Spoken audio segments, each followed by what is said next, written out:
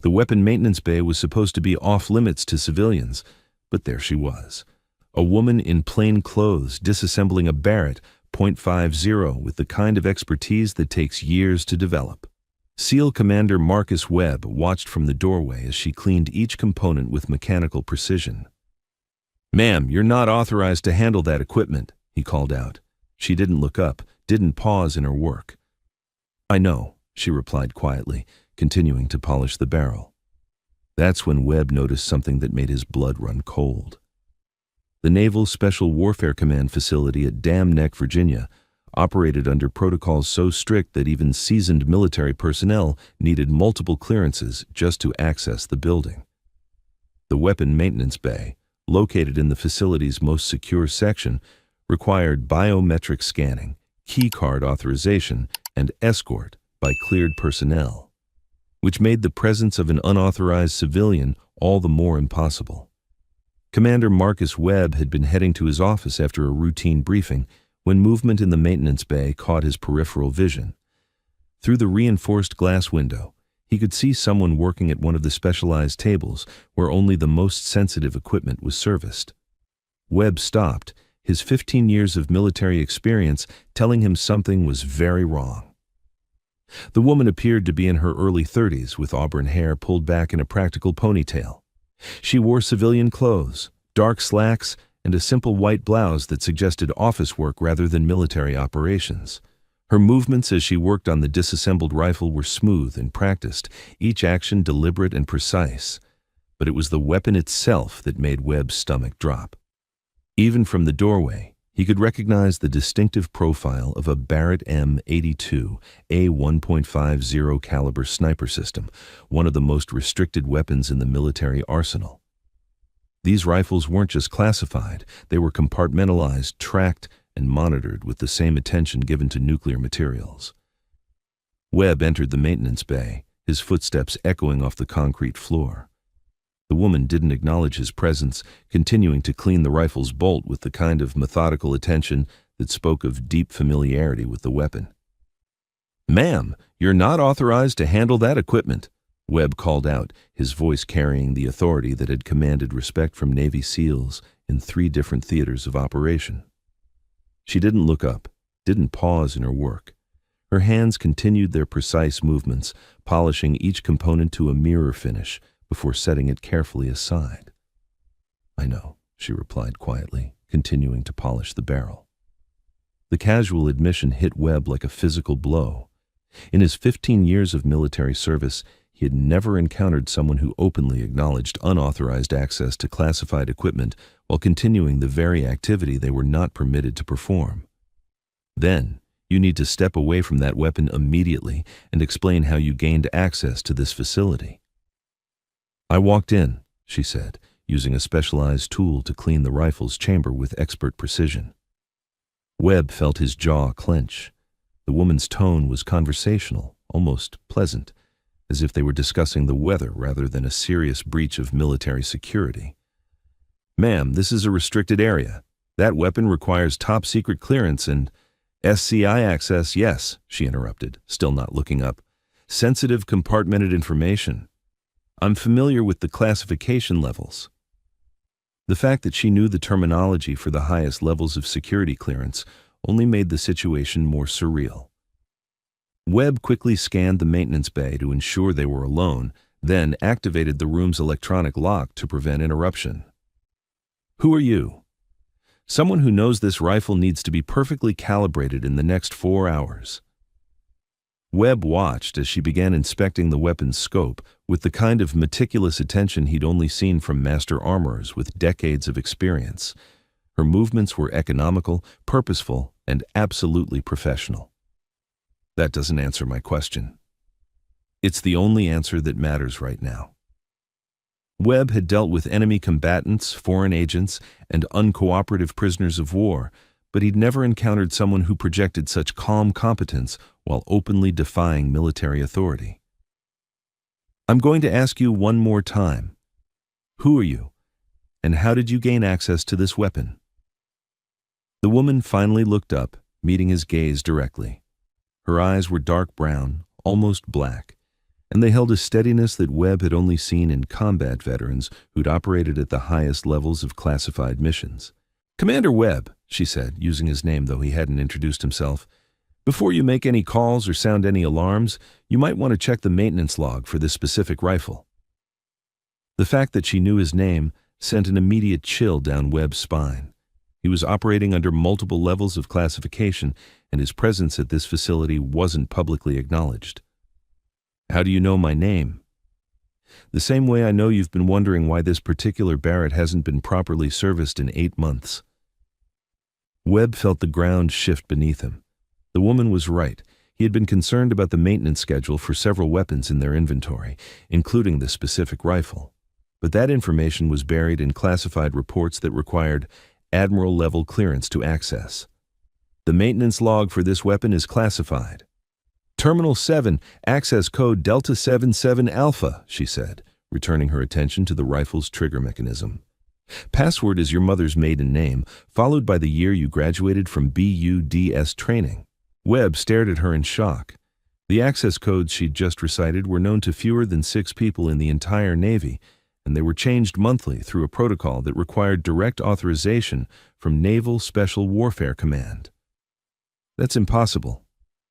"Terminal 7, Commander, check the log."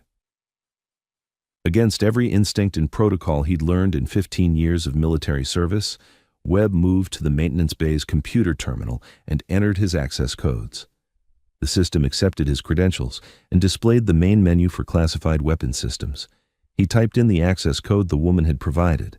The system immediately displayed a file he'd never seen before. Barrett M. 82. 01, Serial 23847, Special Operations Deployment Record. Webb's eyes widened as he read the information on screen. Weapon status, active, classified deployment assigned, user, redacted, service record, 73 confirmed eliminations, maximum engagement range, 3,247 meters. Last maintenance, 8 months, 12 days. Next scheduled deployment, classified, maintenance, authorization, level 5, clearance required. Webb read the data twice, trying to process what he was seeing. 73 confirmed kills with a maximum range of over 3,200 meters. The longest confirmed sniper kill in modern warfare was just under 3,600 meters, achieved by a Canadian sniper in Afghanistan using similar equipment. But it was the maintenance record that made his blood run cold. The rifle hadn't been properly serviced in over 8 months, yet according to the deployment schedule, it was needed for an operation in the near future. "This is impossible," Webb muttered, though he was beginning to question what was possible anymore. "What's impossible?" the woman asked, continuing her meticulous cleaning routine. "The engagement record for this weapon.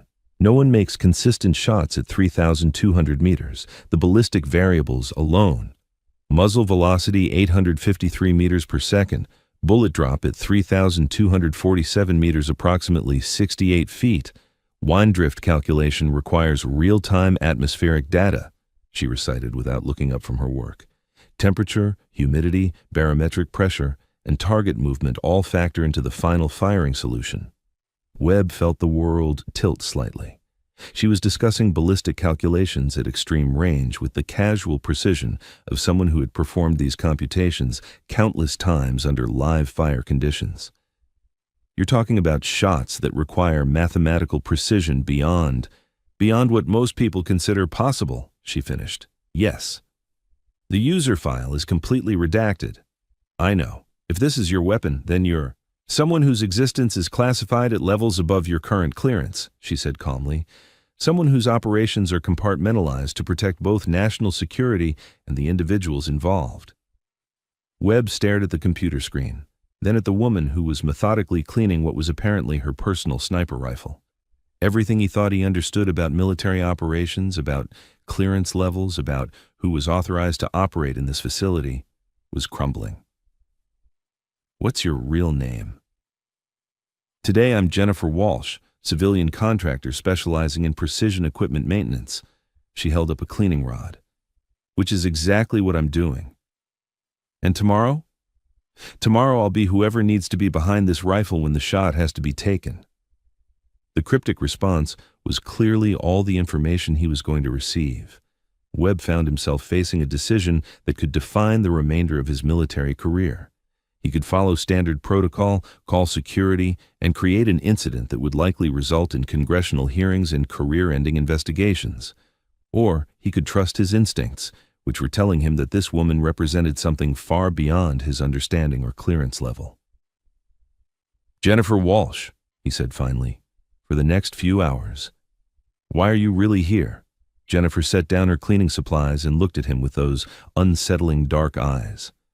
"Because this rifle needs to be perfect for an operation that officially isn't happening, to eliminate a threat that officially doesn't exist." "What kind of operation?" "The kind where missing the shot means American personnel don't come home." Webb felt a familiar chill, the same sensation he'd experienced before high-risk operations where lives hung in the balance. Jennifer spoke about extreme-range precision shooting with the quiet confidence of someone who had operated at the highest levels of classified missions. "Are you telling me there's a black operation planned that requires—" "I'm telling you that this rifle needs to be ready," she interrupted, "and right now, it's not." Webb watched her resume her detailed maintenance routine, each movement practiced and efficient. She wasn't just cleaning a weapon. She was preparing for something that required absolute precision under impossible conditions.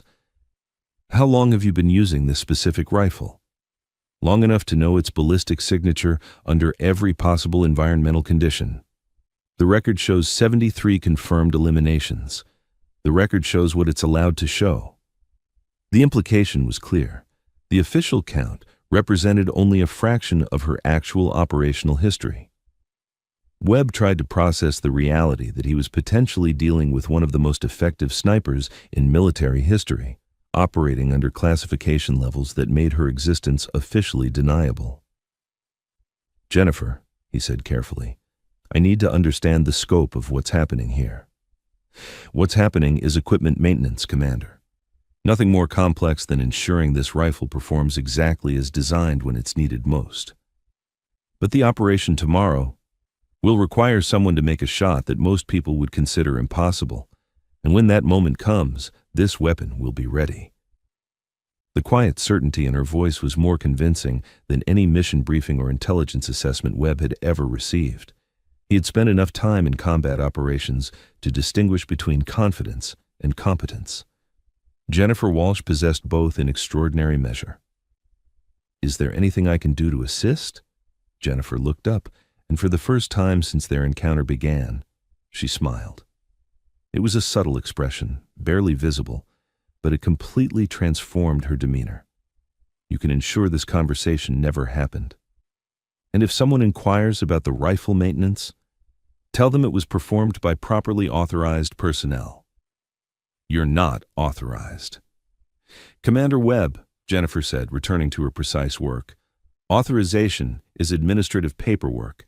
Capability is what saves lives." Webb found himself nodding, though he wasn't entirely certain why. Everything about this situation violated every protocol he'd learned in 15 years of military service, but something deeper than regulations was telling him to trust this enigmatic woman. "The 3,200-meter shot," he said after a moment, "is that actually achievable?"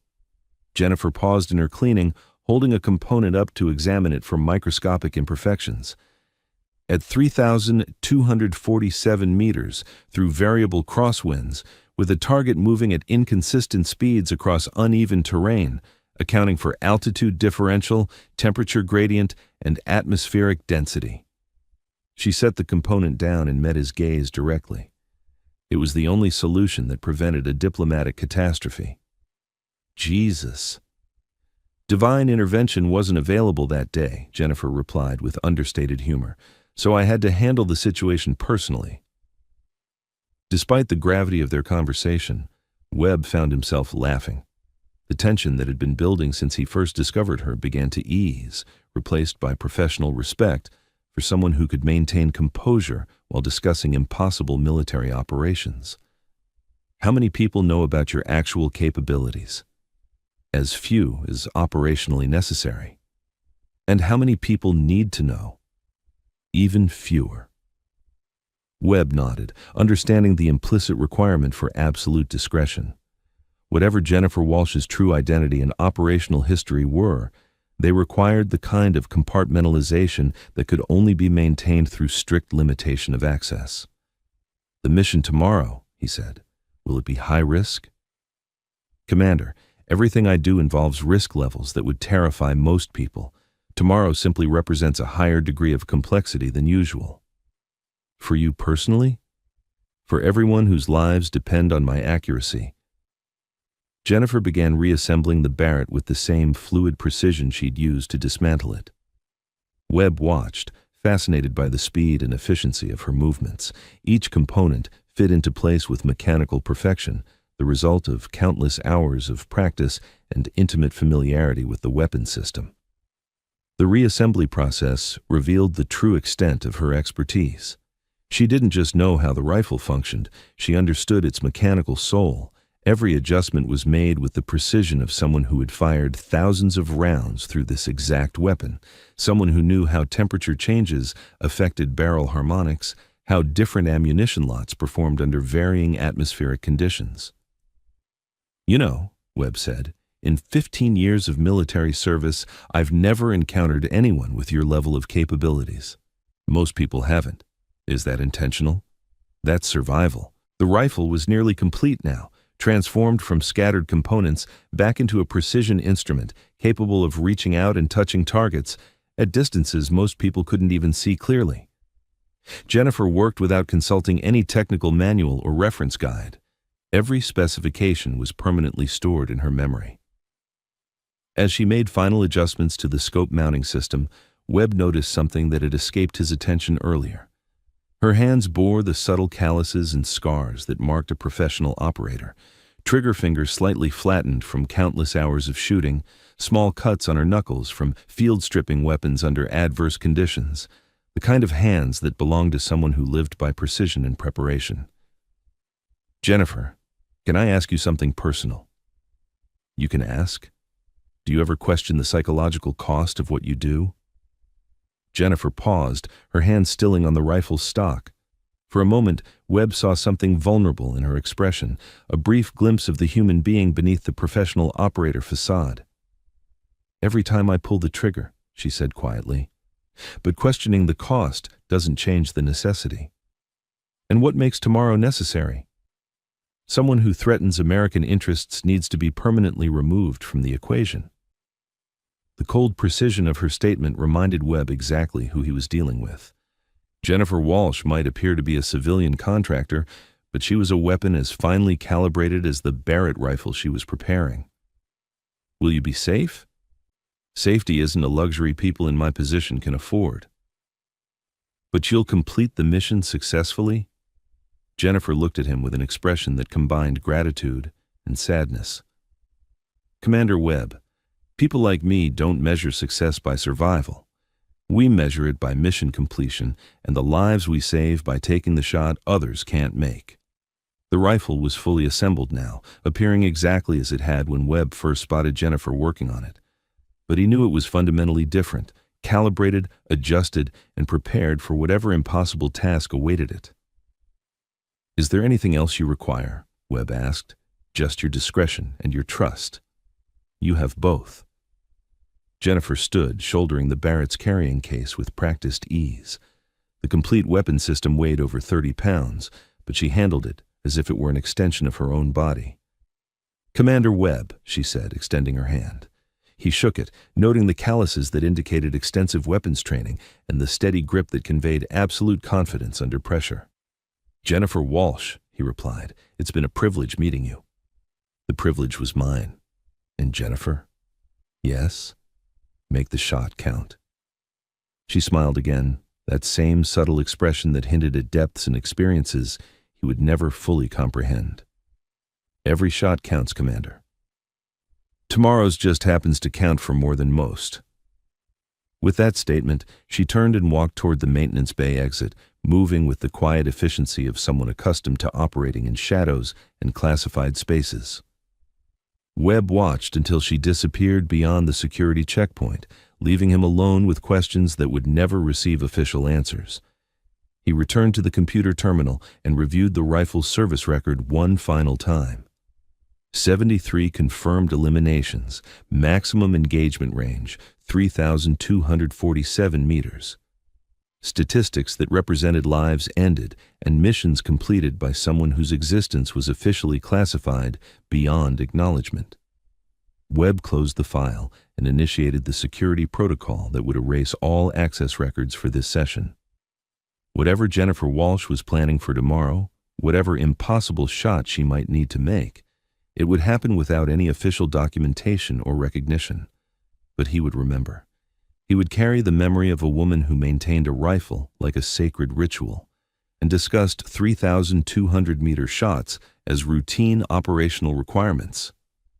36 hours later, international news would report the elimination of a high-value terrorist target during a failed attack on American diplomatic personnel.